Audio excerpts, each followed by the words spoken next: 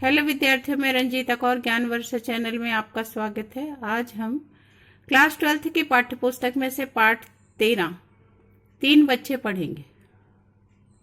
तीन बच्चे कहानी सुभद्रा कुमारी चौहान जी के द्वारा रचित है। श्रीमती सुभद्रा कुमारी चौहान जी का जन्म 1904 में इलाहाबाद प्रयाग में हुआ था और इन्होंने 15 वर्ष की उम्र से ही लिखना प्रारंभ कर दिया था। इनकी जो कविताएं रही हैं उसमें स्वतंत्रता आंदोलन का स्वर तो है ही, साथ ही घरेलू जीवन की छाप भी दिखाई देती है और सामाजिकता का स्वर भी है। इसके साथ ही सुभद्रा कुमारी जी के दो काव्य संकलन तीन त्रिधारा और मुकुल बहुत अधिक चर्चा में रहे और इसके साथ ही बिखरे मोती और उन्मादिनी आपके दो कहानी संग्रह रहे। प्रस्तुत कहानी मानवीय नियति की विवशता के बीच बच्चों की कारुणिक परिस्थितियों का चित्रण करती है। इस कहानी में मनुष्य की नीति दुर्भाग्यपूर्ण लाचारी के बीच बच्चों की दुख भरी जो स्थिति हो जाती है उसका चित्रण इस कहानी में किया गया है। कहानी मर्मस्पर्शी हृदय को छू लेने वाली है। लेखिका इस कहानी में अपने आप को जोड़ती हैं एक पात्र के रूप में। इस कहानी में तीन जो भिखारी बच्चे हैं वो प्रमुख पात्र हैं, जिनका वर्णन इस प्रकार से है कि वो जीवंत लगते हैं। अपने बच्चों की चर्चा करते हुए लेखिका उन बच्चों के प्रति करुणा के भाव से द्रवित है। ये जो तीन भिखारी बच्चे हैं वो लेखिका के यहाँ भीख मांगने आते हैं और उनकी माँ बंदी गृह माने जेल में है। तीनों बच्चे माँ की मुक्ति के लिए उतावले हैं कि कब उनकी माँ जेल से छूटेगी और वो उसके साथ गांव वापस जाएंगे। संयोग से लेखिका भी सत्याग्रह आंदोलन में भाग लेने के कारण उसी जेल में गई है जहां इन तीन बच्चों की माँ है। और यह भी एक संयोग है कि दोनों माता माने लेखिका और उन बच्चों भिखारी बच्चों की माँ दोनों के पास एक एक छोटा बच्चा है। बरसात के समय दोनों माताएं अपने छूटे हुए बच्चों की याद करती हैं। लेखिका दूसरे दिन समाचार पढ़ती है। वे तीनों बच्चे बरसात के जल में समाधि ले चुके, डूब चुके हैं, उनकी मौत हो चुकी है। इस समाचार से वो उदास हो जाती है। वे यह जानती है कि ये तीनों बच्चों की माँ जेल में रहने वाली वह महिला सुखिया है, किंतु उसे यह समाचार सुनाने का साहस ही नहीं जुटा पाती। माँ के हृदय की पीड़ा और बच्चों का संघर्ष दोनों को एक ही बिंदु पर इकट्ठा कर लेखिका ने करुणा की समानता को चित्रित किया है ना, करुणा का दुख के भाव को बताने का प्रयास किया है। अब लेखिका के द्वारा लिखी इस कहानी को हम लोग संक्षिप्त में पढ़ेंगे। कहानी कुछ इस प्रकार है कि सुभद्रा कुमारी चौहान चौके में है। उन्हें बच्चों के चीखने, चिल्लाने, बहस करने की आवाजें सुनाई देती हैं। उनके तीनों बच्चे अपनी अपनी क्यारियों के फूलों को लेकर आपस में बहस कर रहे हैं, झगड़ रहे हैं और फूलों की सुंदरता से बात क्यारियों के क्षेत्रफल माने एरिया को लेकर आपस में झगड़ने लगते हैं।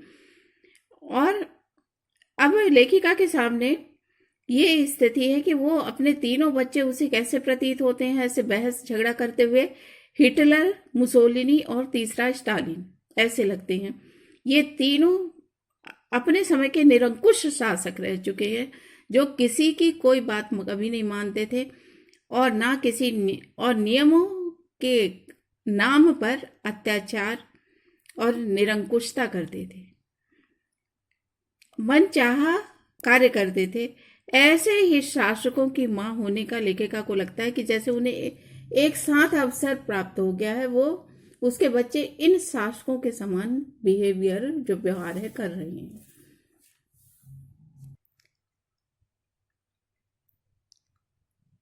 जब ये विषैले बाण माने आपस में उनकी जो आपस में लड़ते झगड़ते हुए जो उनकी कटु बातें थी चौके तक उसकी आवाज आने लगी तो लेखिका चौके का काम छोड़कर बगीचे की ओर गई।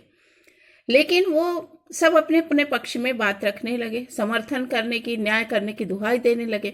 न्याय का काम उतना आसान नहीं था जैसा एक जज के लिए होता है, क्योंकि जज के पास कानून होते हैं, गवाह होते हैं और सबूत होते हैं, लेकिन लेखिका के पास ऐसा कुछ नहीं था। वह किस आधार पर न्यायपूर्ण फैसला कर पाती? वो सोच ही रही थी कि इतने में ही बच्चों के ताया जी माने बड़े पापा आ गए। पंचम स्वर में माने ऊंचे स्वर में बात करना भी उनको, पंचम स्वर ऊंचा स्वर में बात करना भी उनको पसंद नहीं था। बच्चों को लड़ना झगड़ना तो बहुत दूर की बात है। लड़ाई करते देख के बोले, अच्छा लड़ाई किस लिए कर रहे हो? लड़े भिड़े तो मैं तुम्हारी माँ को सत्याग्रह नहीं करने दूंगा। बस इतना उनका कहना था कि जो हिटलर, मुसोलिनी, स्टालिन बने उसके सुभद्रा कुमारी चौहान लेखिका के बच्चे तीनों शांत हो गए। माँ के बिना जो स्कूल नहीं जा सकते कि थे, कि घर का एक काम माँ के बिना, भाई भोजन भी चाहिए, माँ से कपड़े भी, और हर फरमाइश माँ से ही पूरी होती थी। जो माँ के बिना एक पल भी नहीं रह सकते थे, वह उस वक्त के स्वतंत्रता आंदोलन से इतने अधिक प्रभावित थे कि तुरंत ही कह उठे कि हमारा आपस में कोई झगड़ा नहीं है, सबके क्यारियों के फूल अच्छे हैं, और आप माँ सत्याग्रह करे और जेल जाए। अब मैंने उनसे पूछा कि तुम लोग को कोई आपस में शिकायत तो नहीं? तीनों स्वर अब एक ही स्वर में बोले, नहीं नहीं, सभी क्यारियों के फूल बहुत अच्छे हैं, सुंदर हैं, तुम सत्याग्रह करो और जल्दी जेल जाओ। हम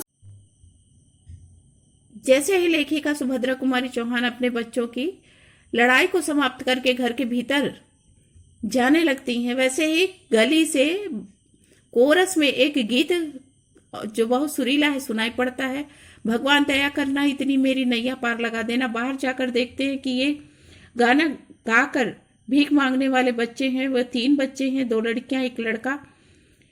अब हम लेखिका कहती हैं कि वो दोनों ही तीनों बच्चे जमीन में माथा टेक कर उन्हें प्रणाम करते हैं और साथ ही अपने चिथड़ों से छिपे हुए पेट को दिखाते हुए बताने का प्रयास करते हैं कि वे भूखे हैं, उनकी झोली खाली है और छोटी के हाथ में जो टीन का डिब्बा है वे भी खाली है। उन्होंने एक बार झोली की ओर संकेत करती है, फिर हमारी और याचना की दृष्टि से, विनती की दृष्टि से देखती है। मैंने उससे पूछा कि तुम तो बहुत अच्छा गाती हो, कोई और गाना भी जानती हो? बोलने से पहले छोटी लड़की कहती है कि हमें तो भजन भी आता है, और ये गीत सुना देती है, कमर कस ले और लड़ेगी, ये अब गीत यहाँ तक सुनाती है। लेकिन बाद में वह अपने इसी गीत पर शर्मा भी जाती है जब सब हंसने लगते हैं, क्योंकि ये भजन नहीं है।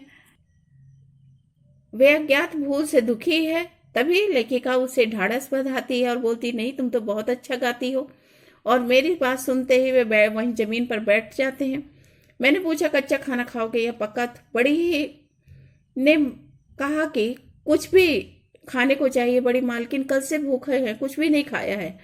और मैंने बच्चों से कहा, अपने बच्चों से, कि 2-2 पूरियां लाकर दे दो, और उन्होंने अंदर से लाकर कितनी सारी की सारी पूरियां और तरकारी उन बच्चों को खिला दी। और दूसरे दिन हम अभी सुबह चाय पीकर ही उठे थे कि उतने में फिर बाल गवैया आ गए और वे गीत गा रहे थे, सावरिया हमें भूल गए। मैंने अपने बच्चों से कहा, देखो कल तुमने पूरियां सब्जी खिला दी, आज फिर आ गए हैं, अब उनको कच्चा अनाज दे देते हैं। इतने में, क्योंकि मैंने जो पूरियां बनाई थी वो बच्चों के शाम के चाय के साथ खाने के लिए थी, तभी मेरा एक बच्चा बोला कि अरे पूरियां पड़ी तो है और बेचारे छोटे छोटे बच्चे कैसे बनाएंगे, और तुम, इससे अच्छा तो है कि तुम कुछ मत दो, कच्चा अनाज देने से अच्छा है। तुम माँ का होकर भी ऐसा कहती हो। लड़की सब में समझदार थी, उसकी दृष्टि चाह रही थी कि मैं उसे इशारा करूं और वो इन बच्चों को लाकर पूरियां दे दी। और फिर इसके बाद तीनों बच्चों ने एक स्वर में कहा कि उन्हें शाम को नाश्ते में पूरियां नहीं चाहिए हैं। तब उन मेरे बच्चों ने लाकर वो सारी पूरियां उनको दे दी, वो मजे से खा रहे थे। इसके साथ ही उन बच्चों के प्रति मेरे बच्चों के मन में दया, सहानुभूति थी। और मैंने उनसे पूछा कि क्या क्या है तुम्हारा नाम? उन्होंने ईठी सीठी और प्रेमा बताया। छोटी लड़की पूछा, तुम्हारे माँ बाप है, कोई नहीं है क्या? तुम अकेले ही कल भी अकेले थे? आज भी छोटी लड़की बड़ी तत्परता से बोली, माँ भी है, बाप भी है, बड़ी मालकिन हमारे सब है, तो पर तुम्हारे साथ तो नहीं है। वो कहाँ तुम्हें अकेले फिरने को भेज देते हैं। बाप अमरावती में है माँ। माँ अमरावती में तुम्हारा बाप क्या करता है? मेरे छोटा लड़का बीच में पूछ बैठा। जेल में है छोटे बाबू। बड़ी लड़की ने तुरंत उत्तर दिया, जेल में वह दारू पीता था, दारू पीकर चुप नहीं रहता था, दंगा फसाद करता था, माँ को मारता था। पुलिस वालों ने उसे पकड़ लिया। सब कहते हैं अच्छा किया, पुलिस वालों ने ठीक किया। और तुम्हारी माँ कहाँ है? लड़की बोली, माँ भी जेल में है, उसी के साथ तो हमारा छोटा भाई है जो प्रेमा से भी छोटा है। मेरे मुंह से निकला, बेचारे बच्चे, माँ बाप दोनों जेल में ही, अनाथ सड़क पर भीख मांगते। मैंने पूछा, तुम्हारी माँ ने ऐसा क्या किया? तुम्हारी माँ ने क्या किया जो जेल में है? लड़की बोली, हमारी माँ ने पुलिस वालों को मारा, जिसने हमारे बाप को पकड़ा था उसी को। फिर हमारी माँ को पकड़ ले गए पुलिस वाले। बहुत बुरे होते हैं। हमारी माँ की हमें बहुत याद आती है। प्रेमा तो दिन रात रोता रहता है। मैंने लड़के की तरफ देखा, बेचारा छोटा सा लड़का, मुश्किल से 4-5 साल का, चिथड़ों से लिपटा हुआ, रूखे सूखे बाल, तेल का सिर पर निशान नहीं, ना जाने कब से नहाया नहीं, शरीर पर मैल की तह जमी और आंसुओं के निशान गालों पर बने हुए। आंसुओं के साथ साथ उस स्थान का भी मैल धो चुका था। तुम लोग अपने माँ से मिलने जेल नहीं जाती? उसने कहा, हाँ हम जाती हैं। 3 महीने के बाद एक बार मुलाकात का अवसर होता है, लेकिन हम इस बार गई तो बताया गया कि हमारी माँ को इसी शहर में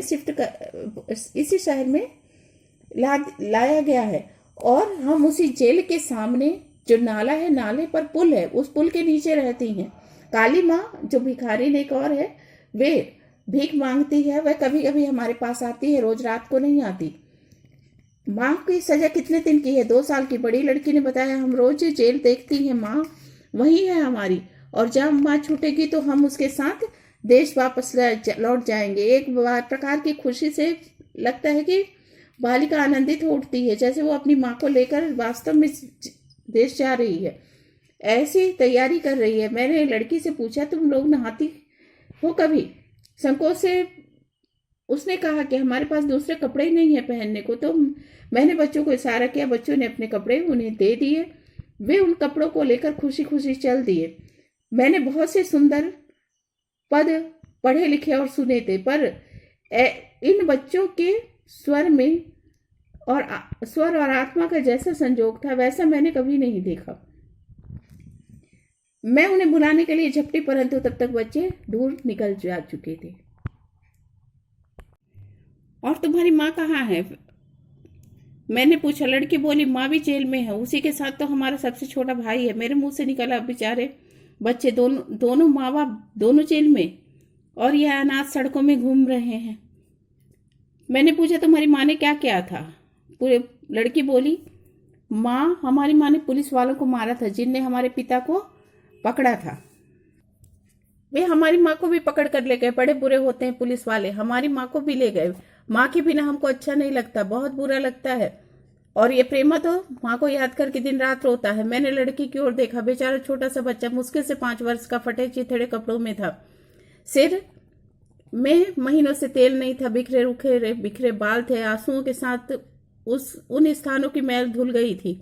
गालों पर आंसुओं की लकीरें थी। मुझे उस पर बड़ी दया आई। उस लड़की से पूछा, तुम लोग अपनी माँ से जेल मिलने नहीं जाती? छोटी बोली, जाती तो है बड़ी मालकिन, मगर 3 महीने में एक बार मुलाकात का समय होता है। एक बार तो गए थे, दूसरी बार गए तो पता चला कि हमारी माँ को यहीं के जेल में लाया गया है। और उसके बाद तो हम उस जेल के सामने जो नाला है वहीं पर रहती हैं।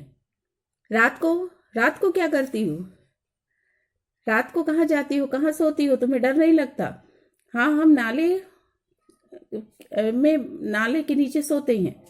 हम लोग रात को वहीं पुल के नीचे माँ की बातें करते करते सो जाते हैं। कभी कभी काली माँ आ जाती है, वह रोज नहीं आती है। माँ को कितने दिन की सजा है? 2 साल की। बड़ी लड़की ने कहा, हम रोज जेल देखते हैं, हमारी माँ वही है। जब माँ छूटेगी तो हम अपनी माँ के साथ देश जाएंगे। एक बार खुशी से बालिका प्रसन्न होती है अपनी माँ को लेकर, जैसे वह एक प्रकार की खुशी से बालिका पुलकित आनंदित होती। ऐसा लगा कि जैसे अपनी माँ को लेकर सचमुच वह देश जाने की तैयारी कर रही हो। मैंने लड़की से पूछा, तुम लोग नहाती क्यों हो कभी? संकोच से बड़ी लड़की ने चुप रही। छोटी ने कहा, हमारे पास दूसरे कपड़े है ही नहीं है। मेरा इशारा पाते ही बच्चों ने अपने पुराने कपड़े उनको पहनने के लिए दे दिए। वे खुशी खुशी उन बच्चों को कपड़ों को लेकर बच्चे तो चले गए। मेरा हृदय चित मन उदास हो गया। कुछ दूर से फिर गाने की आवाज आई, मैं तो डूबत हूँ मझधार, मेरी भैया पकड़ के उठा लेना। बहुत सुंदर पद पढ़े लिखे और सुने थे, पर स्वर और आत्मा का ऐसा संयोग कभी नहीं देखा था। मैं उन्हें बुलाने के लिए झपटी, परंतु वो बच्चे दूर जा चुके थे। इस घटना के दूसरे ही दिन मैं भी युद्ध विरोधी सत्याग्रह करके जेल की अतिथि बनी, है ना। गांधी जी के द्वारा युद्ध विरोधी सत्याग्रह आंदोलन चलाया गया था। लेखिका ने भाग लिया और जेल पहुंची। मेरे बच्चों ने खुशी खुशी मुझे विदा दी। सब बच्चों में मीनू छोटी थी। वह अकेली मुझे छोड़कर नहीं रह सकती थी, इसलिए मैं जेल में उसे भी अपने साथ ले गई। उस समय जबलपुर जेल में कोई राजबंदनी नहीं थी। अकेली होने के कारण मुझे अस्पताल में रखा गया और मेरी सेवा के लिए दो कैदी स्त्रियां रात को मेरे साथ रहती, दिन में सभी एक साथ रहते। कैद खाने की दुनिया बड़ी विचित्र होती है। ये कौन है? चोर है, ये चरस बेचती है, उसने नवजात शिशु की हत्या करने की चेष्टा की है। यह माँ होकर भी ऐसा कर सकती हैं, इसका मुझे विश्वास नहीं हुआ। यह लड़की, यह तो बहुत कम उम्र की है, इसने क्या किया? मैंने जिस तरह की वहां स्त्रियां घूम रही थी उनके विषय में जानने से ऐसी जानकारियां लेखिका को मिल रही थी। उसने कहा, यह तो बहुत छोटी उम्र की, इसने क्या किया? इसने पति और सास को जहर दिया। मैं कांप उठी। विधाता, क्या सचमुच ये स्त्रियां हैं? क्या तुम्हारी आज्ञा से इनका सृजन हुआ? क्योंकि स्त्रियों में दया ममता का भाव होता है, तो ये कैसी स्त्रियां हैं?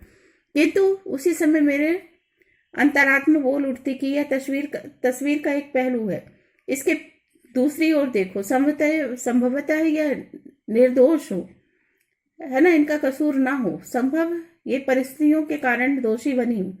मेरी सेवा के लिए जो 2 औरतें तैनात थी, उसमें एक अल्लड़ मनी जिसमें बचपना था, नासमझ थी, और दूसरी उसे कोई कामकाज नहीं आता था, पहली वाली को, अल्लड़ सी को।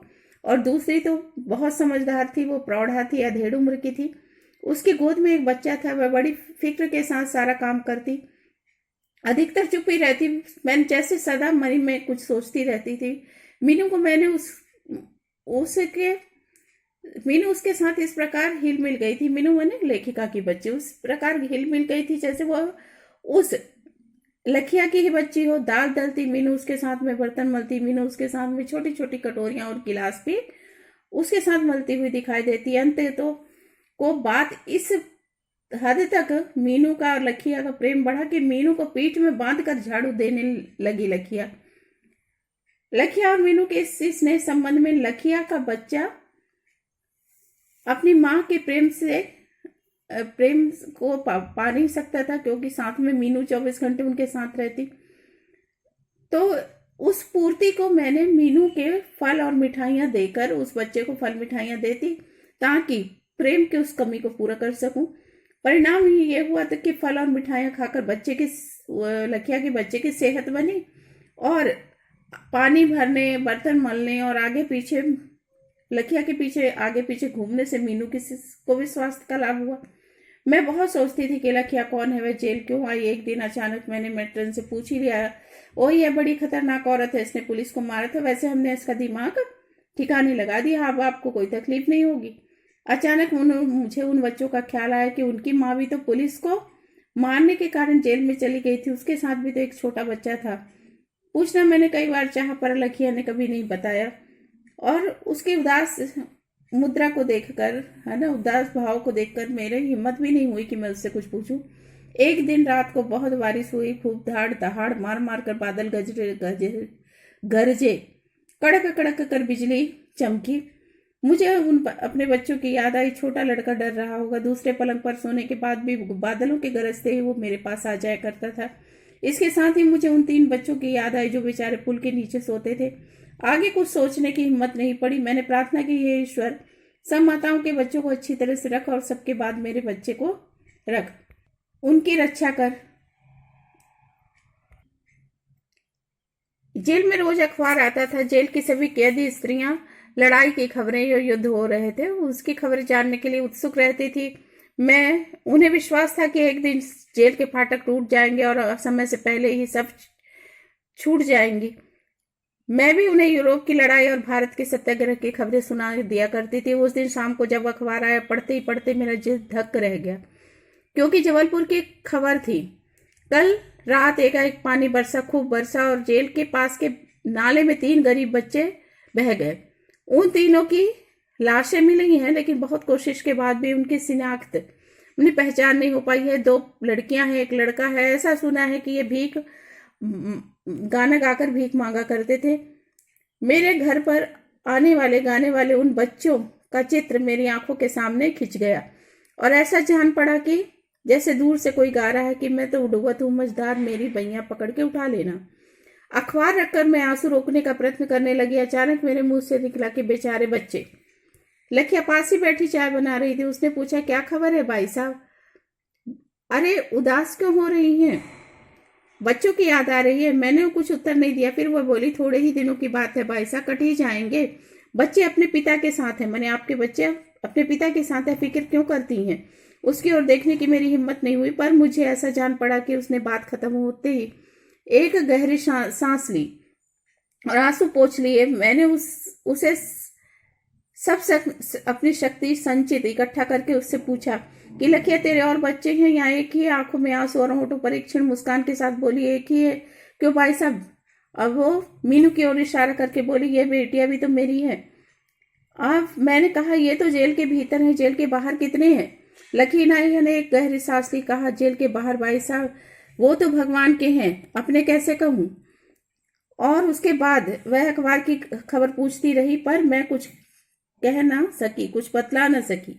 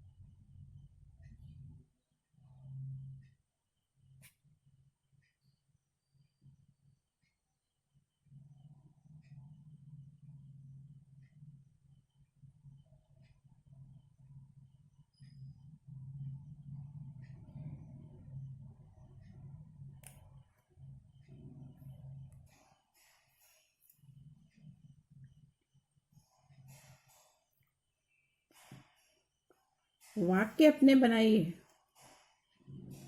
मुहावरे का अर्थ देख लें, वाक्य स्वतः बनाएं।